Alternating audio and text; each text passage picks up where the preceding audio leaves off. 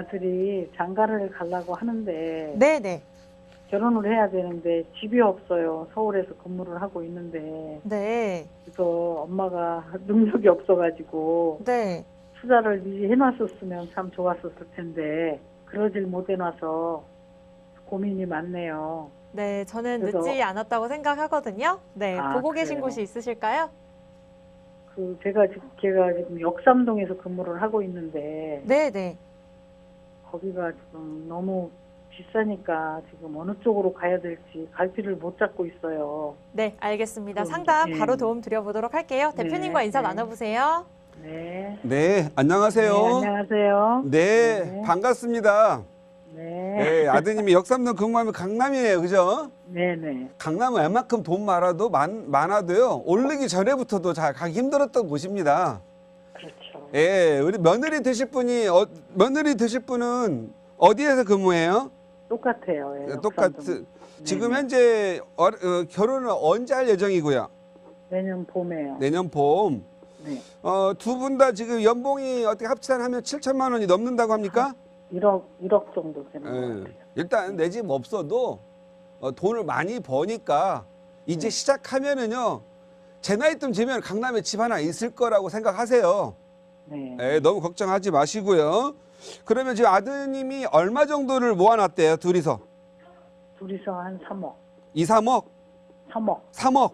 네. 그러면 제가 이 시간 말씀드리는데 다른 분들은요, 1억도 못 모으고 시작하는 사람들이 너무너무 많아요. 네. 예, 너무 걱정하지 마세요.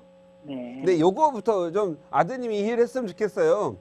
우리가 보통 우리 결혼을 하게 되면 내 집 마련을 하려고 그래요, 먼저.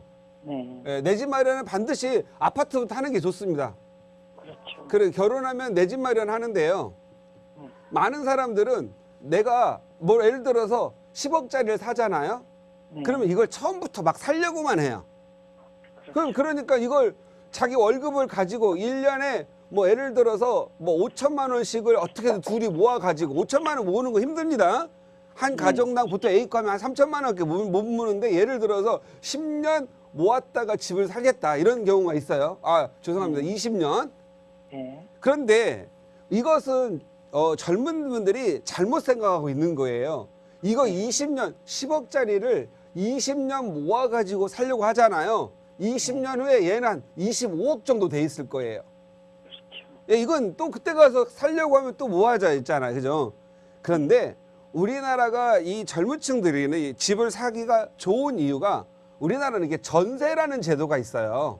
그렇죠. 만약에 우리나라가 전세자라는 제도가 없고 그냥 대출 제도만 있었더라고 한다면 집값이 이렇게 많이 오르지는 않았을 거예요. 내 집 마련하기도 어렵고요. 외국 같은 경우에는요, 이 전세 제도가 없는 데는 내 집 마련 진짜 어렵습니다. 네. 근데 이런 경우에는 우리 아드님도 그래요. 결혼하자마자 대부분 사람들이 그래요.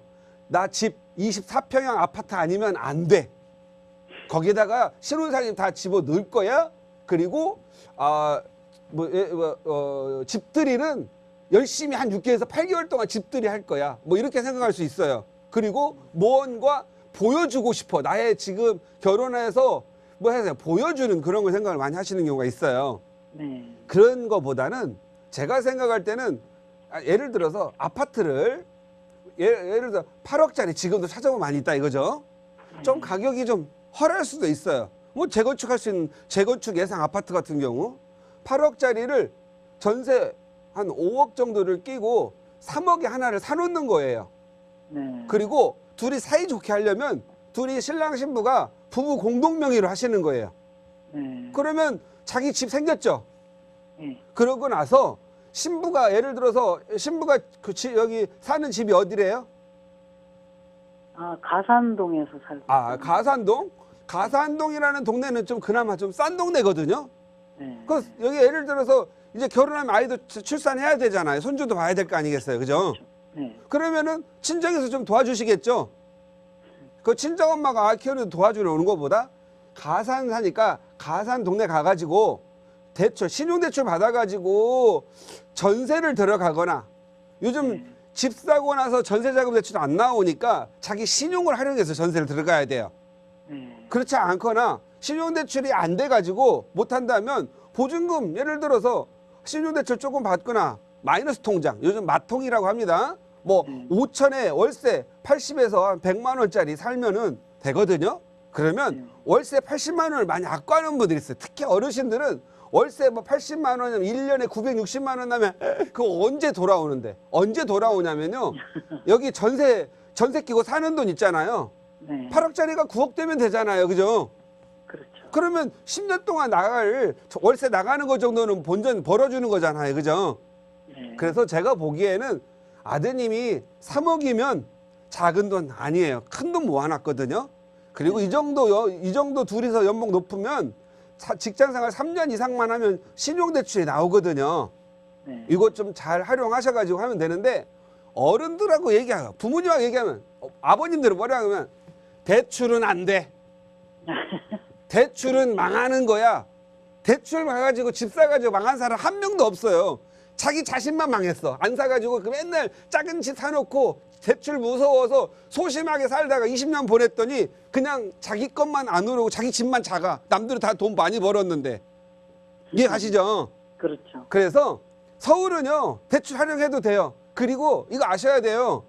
돈을 모아가지고 내가 매년 2천만 원씩을 모아가지고 10년 있다가 2억을 버느니 2억을 10년째 걸 미리 좀 끌어당기세요.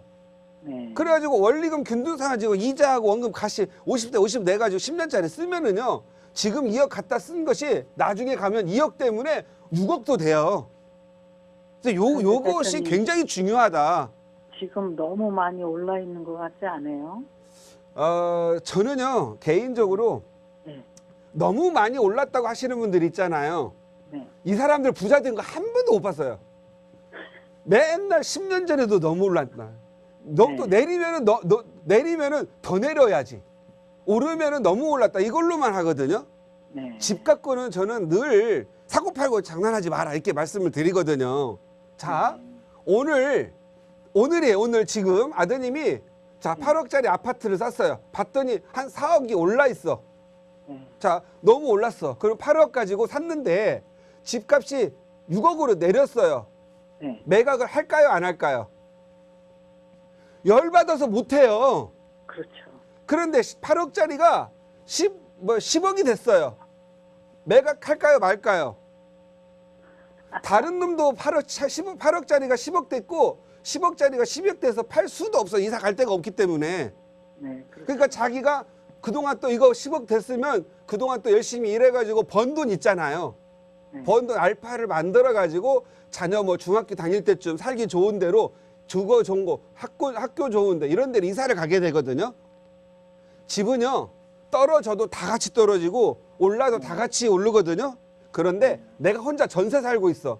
내릴 때는 되게 즐거워하다가 오르고 나면 우울해요. 왜? 앞으로 오늘이 2020년 7월 26일이가 되는데 27일인가? 만약에 2030년이 되면 2030년 7월이 되면 8억보다 가격이 올라 있을까요? 내려와 있을까요? 글쎄 올라갈 것 같은데요. 그렇죠? 어느 누구한테 물어봐도 올라가 있을 거예요. 그러니까 이 10년 동안 오르내림을 눈을 감을 줄 아는 사람이 부자 되는 거예요. 아셨죠? 네. 그래서 아드님 보고 몸테크를 좀 해라.